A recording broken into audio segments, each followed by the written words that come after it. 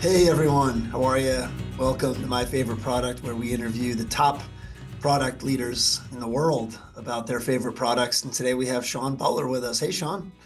Hey John, thanks for inviting me on today. Super excited to join the pod and to talk with you a little bit about some of my favorite products. Yeah, at 8:30 on a Friday morning, nonetheless. So I Yeah, can't thank yeah. you enough. Yeah, we go way back, Sean. I think we're good friends, but also we work together. That's how I met you, and it's funny because I think we started on the exact same day in the exact same role, product manager at a company.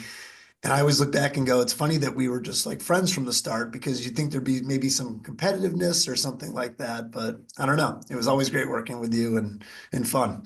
Yeah, you were always easy to work with. We had a lot of interesting times in that role as well. So I think having a friend allowed us to stay relatively sane through that period. That's the answer. That's the answer. We needed each other to, yeah, as a So it support was it system. was a support system really more than anything else. Great. Yeah, and when I started this podcast or whatever it's called, YouTube series, I said, well, Sean, is at the top of the list, but I figured I'd get a couple episodes in before I brought in the big guns here. So, um, cool. Oh, and if you wouldn't mind, just an intro about yourself, if you don't. Yeah, sure. Happy to intro myself. So, obviously, I've been around the product management, product marketing world. I even did a short stint on the dark side in sales for a minute. I currently lead product marketing for cybersecurity company Barracuda.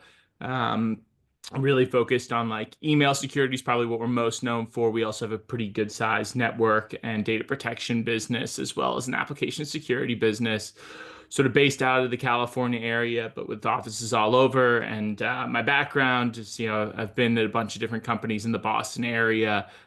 Before Barracuda, I was at Smart Bear for a while, leading their API product management group. So certainly familiar with the area and been around the product management and product marketing spaces for a little bit of time now. Yeah, that's interesting. I mean, I've got my own opinion about the difference or maybe even the similarities between product marketing and product management. Do you find it's easy to kind of toggle between the two in your roles? For me, it is. I think it's also because I've never been an overly technical product manager. Like, I think that a lot of PMs get this rap that, like, I need to know how to, like, code and I need to be, like, deeply technical. And for me, I always looked at product manager as more of a path to, like, a general manager role at the end of the day of, like, hey, look, I'm really in charge of managing the business. And I think the hardest thing that people I see startups and sort of large companies mess up is they miss the why they exist at the end of the day. Yep. And they miss what their customers and their market actually cares about them for. At Barracuda starting, like I've said a bunch of times, nobody wakes up in the morning. It's just like, I wonder what they're up to. They wake up and they're like, so I have a bunch of problems that I need to Right. solve. And I Right. think that's where the marriage between product marketing and product management is really nice because at the end of the day, product management, you're trying to figure out what your purpose is, what your product's purpose is to exist. And in product marketing, I'm trying to tell the world about that purpose. You're forced to figure that out, right? Exactly. And it's much easier to do that if you have a strong understanding of your market in both roles. You're just sort of changing which direction the voice goes. So, I think, yeah, because that's been my mindset the entire time, it's actually pretty easy to toggle between the two for me. Yeah, I'm with you. And I know we got to get back on track here, but I do see that a lot where folks are touting product management thought leaders. And when I look at their content, it's all about, kind of like agile optimization and how to build the best way. And that's valuable. That's on the execution side. But to your point, I think they're missing that greater or that bigger question of why are we doing what we're doing? Yeah. And not to take us too far, but I saw something really interesting the other day that was like, the value of a product manager, like you're trying to drive an organization to realize and to like realize some product market fit and to help your customers solve problems. If you have a product manager that's really good on the execution side but misses the why, even if they're just leading a scrum team, like the Yeah. cost of that's like a $1.4 million on average to a Yeah. company. And it's like that's a man, like that's a staggering figure when you think about the investment that product managers are really, in charge of marshaling at the end of the day. Yeah, that's a great point. Better just stop on the highway if you don't know where you're going versus Hey, continue right? the wrong Versus drive direction. 100 miles in the wrong direction. So, Yeah. Well, hey, no, someone asked me last night at a product get together, about this show, and I said I like doing it because I think folks can learn from folks like you, the guests that I have on. So happy to do these little detours around product management. I think they're helpful for people that are either getting started in product or thinking about it. So definitely. awesome. But with that, let's hear about your favorite product. Which one did you choose? All right, so my favorite product is a product called Whoop, which for people that aren't familiar with like the fitness world is a like both a hardware and a software product that really helps you get a better calibration on what your recovery looks like, sort of what your workout and your strain looks like throughout the day, and really helps you like get a better understanding of how your behaviors, one way or another, are impacting those. So I started wearing it probably about a year ago. It's on my wrist at all times. It's this little device, and it's something, there's very, very few products in my life, one, that I'm consistent with, and two, that I think actually impact more or less anything that I do. Um, and this is one where, because the tie between what I do and how I recover, how I work out is so transparent to me, it really has changed some of my habits, which I think is just super rare and probably one of the better things you can say about a product at the end of the day, especially one that's geared more towards your lifestyle. Because it's hard, right? It's hard to change habits, even if you are intentional about that. And having a device that almost forces that is amazing. Yeah, it's all about like it's visibility to it at the end of the day. Like I used to wake up after a night of like, a few beers, Yeah. sometimes more than a few beers, and I'd be like, like I don't feel great. And now that my Whoop tells me, it's like, hey man, you're dead. Like just so you know. Um, which I think is like super interesting. So I'm like, oh, like maybe I won't have that third or sixth beer. Yeah. And at the same point, days when I wake up and it's like you're crushing it, I'm like, I got to make the most of this. Like, let's go hit a hard workout. Like, let's go do something. So, I think that like that impact on my behavior being super notable is a really, really interesting thing for a product to do. Is there a balance there?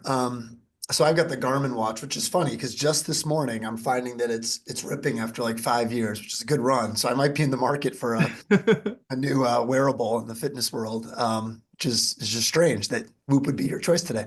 But I do find that every once in a while it'll send me a notice like, hey, time to get moving. And it's like I just sat down after like a 20-minute walk. Like what else do you want me to do?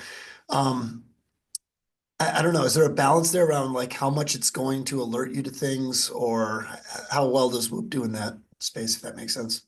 So what I really like about Whoop is it tracks like it has this concept of strain basically throughout the day. Yeah. So like I'll have days where I'm not moving all that much, but like I'm really stressed, especially product marketing, product management can be a little stressful from time to time, and it'll calculate that into my strain. I'll also have days where I'm sort of just sitting around like a couch potato and it'll be like, "Hey, you've done nothing today." Like it Do that again. and the way it frames it is really helpful for me because what it talks about is like days where you don't do anything. It's not like you've been a bum, by the way. It talks about it being a restorative day for you. So I think about it differently. I'm like, Ah, oh, like all right, I'm saving up. Like sometimes that's worthwhile, especially like if you've just been sick or something like yep. that's happening. Like I'm like, okay, cool. Like that's nice. That's a good feeling.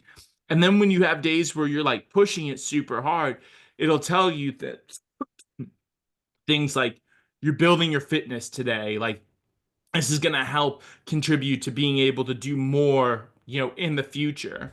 And then it also gives you reports when it's just like, no, today you were just right. So it gives you a target strain metric for every day based on your recovery. So one of the things that I love about that is like if I wake up and I'm like, "Oh, I feel like garbage, my Yeah. room be like, hey, you also slept like garbage. Like your heart rate was raised. You were breathing faster than normal, and it'll recommend like take a restorative day. Oh, Um, wow. That's great. yeah. Whereas like days where like I sleep great and it's like, my recovery is green or whatever, it's like go get it today. Which I find very helpful in terms of how you balance it. Because like I used to wear the Apple Watch and it would be like, get up. Like you've been sitting for too long. I'm like, well, I'm dead today, actually. Yeah. Like, Right, right, right. I need a day off. Um, yeah, that's exactly it. That's sort of what my watch currently will do also is like get up and move, get up and move. And it's like actually some days I kind of want, you can get injured, right? If you're going to the gym 4 or 5 days in a row and really getting after it, at least at my age you can. So it's probably better to like take that day off and or do something a little lighter. That's helpful. Yeah, it is. It's just a good like calibration for you at the end of the day. And the other thing I like about it, like when you are working out, it tells you like, are you pushing yourself or are you just sort of mailing it in today? Yeah. Which, sometimes there's value in just having a day where I'm like, I made it.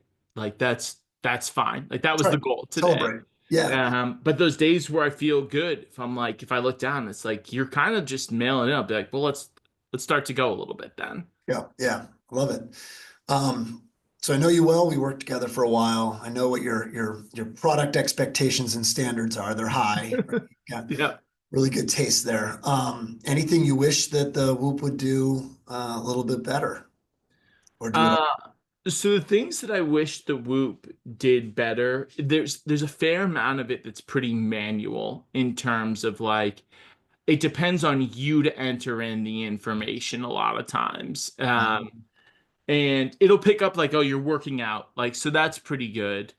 But I have to tell it a bunch of behaviors that I have. And that will like, it gives me insights around them, which again, it's interesting, but it requires a fair amount of manual work.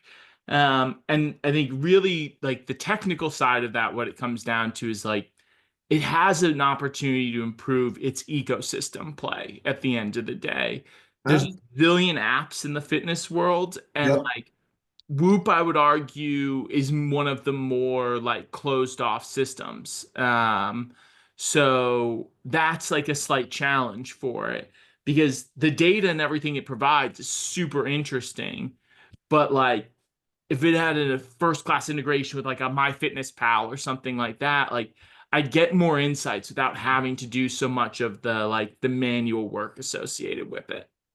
One of my favorite topics is the platform strategy, if you want to call it that, right? Yeah. Which you see a lot of these wellness apps do. So maybe that's an opportunity for Whoop as well. Yeah, they've started to do stuff like plug into like your Apple Health. And I'm like, that's cool. Like it's helpful for Yep. for some of the basic things.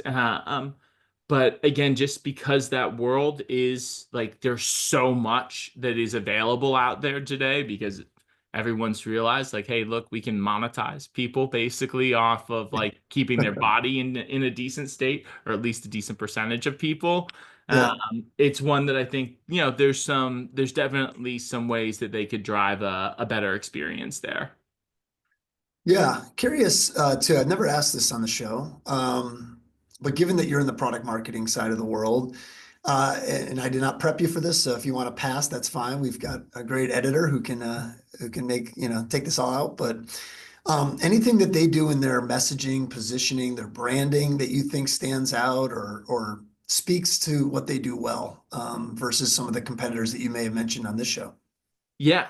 So one of the things that was really interesting about Whoop when it started, because it's a Boston-based company, and I interviewed with them super, super early and knew an early engineer there. And when they came out, they very much advertised themselves like for the professional athlete. And that's Yeah. intimidating for a lot of people at the end of the day. Like, I think LeBron was one of the like most notable early people in their advertising. And then they went to a bunch of like D1 college sports and they sold them on the value of Whoop.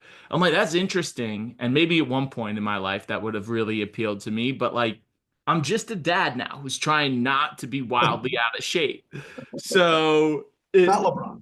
I'm not LeBron, right? Like I'm not spending whatever he spends, like couple $1 million a year on his body, because my paycheck isn't driven that way. So I think one of the nice things that they've shifted towards is one, I think pricing and packaging actually becomes like a material thing in this, because they used to be like a $500 like device, and then you'd add on like the subscription. You're like, this is ridiculous. Now they've sort of made it like, hey, it's a $30, $20 a month subscription, something like that. I'm like, all right, that's easy. Yeah. Really brought the hardware costs down a little bit, and that helped with that side of things. They've also found ways to start to advertise it more for like your average Joe, like get the most out of your day. And I think that that's a really compelling message for people, because while not everyone's LeBron, everybody does kind of want to get the most out of their day, or a lot of people do at least. So I think it was a really interesting pivot in their messaging, because they first really prescribed themselves for like the elite athlete, people that were showing up and doing cardio with like those big, huge Weighted vests vest. on and Yeah. stuff. And, or they'd have like the intense heart monitors, and they'd be like, you can replace, that like big strap heart monitor with a Whoop. And it's like, maybe interesting, but I've never worked out with a heart monitor on, unless I'm at the doctor's office. So, this was like a much more accessible way. And I think that that's something for a lot of product marketers and product managers to keep in mind. You do have like the higher end echelon of products that are for a very, very specific high end market. But for a lot of us, thinking about how you make your product accessible is actually a huge point in how you make it successful. Love that. Yeah. I'm curious too. I won't ask you, but feel free to chime in. But I wonder if they may have started with the early adopters being those hardcore athletes, and then said, all right, over time, once we get that out in the market and, get a little bit of buzz, we can expand to the everyday person, kind of like what Tesla's doing, frankly, with cars, right? They're now trying to get to the mass market. I don't know. I don't know enough about Whoop, but I'm pretty obsessed with positioning these days and kind of being hyper focused. So I'm curious if that was part of their strategy too. I would bet it was. So I think in the end of the day, like the high end became their sort of test bed. Yep. And I think once you prove you can make it work there, you have a very compelling conversation with the rest of with the sort of a broader market. They also started doing things a little differently. Like one of the things I love, so I'm a huge golf nerd at the end of the day. And at the Ryder Cup, they started having Whoop appear next to players as they walked up to the first tee. For anyone that doesn't know the Ryder Cup, it's like a huge event. It's the one of the bigger golf events. It happens every 2 years between Europe and America. And so these guys are like, it's the top like handful of players from each country, and they're representing their country. It's super loud. And you'd see these like very polished professional athletes walk up, and they'd show their heart rate just starting to pound as they got like closer and closer to putting Yeah. the tee in the ground. So it just became like something where it was like, and then I think they spun it and they were like, do you get nervous on the first tee at your country club? Well, Roy McIlroy gets nervous on the first tee of Yeah. the Ryder Don't feel Cup. so bad. Yeah, exactly. So it was pretty interesting from that perspective. That's a great marketing tactic there. I love it. Yeah. Anything else you wanted to add around how it's changed your approach to what you do?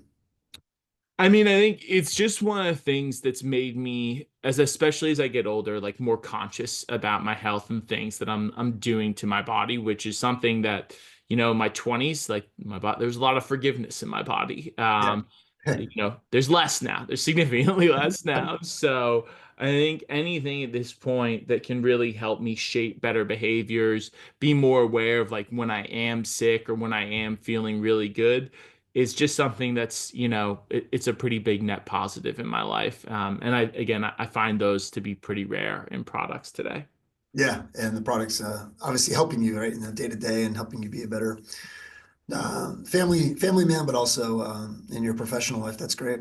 Yeah. Well, Sean, I can't thank you enough. A lot of learnings here, obviously, to for our viewers, our listeners. Where can folks find you if they wanted to reach out? So you can always find me on LinkedIn. I'm pretty available there. I float around some of the product forums, some of which Jay-Z over here hosts and is gracious enough to invite me into. And I'm also at Barracuda if you need anything cybersecurity related. So it's and locally I'm in the North Andover area if anybody who's listening to this is around. So Yeah, and always up for golf too, it sounds like, right? yeah, Yeah. yes, that's 100% true. I'll plug that for you. I know that's important. Well, Sean, thanks so much for being here. It was great chatting with you. And yeah, appreciate it. It's a fun Thanks for episode. having me on, JC. Awesome to talk as always. Anytime. See ya. See ya.